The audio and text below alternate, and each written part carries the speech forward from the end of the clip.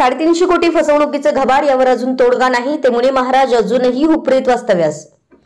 हुपरी परिसरात गेले 3 दिवस गाजत असलेला 350 कोटी फसवणुकीचा विषय अजून तरी अधांतरीच राहिलाय.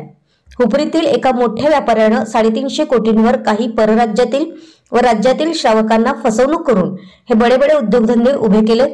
ते लोक ज्या मुनी महाराज यांच्या सांगण्यावरून गुंतवणूक करत होते, त्या महाराजांना आमचे पैसे परत मिळण्यासाठी तगादा लावत असून स्वतः त्या मुनी असलेले निमित्तसागर महाराज यांची फसवणूक केली असल्यानं हे महाराज गेले 3 दिवस हुपरीतील त्या राज नामक व्यापाऱ्याच्या घरी ठिय्या मांडून आहेत.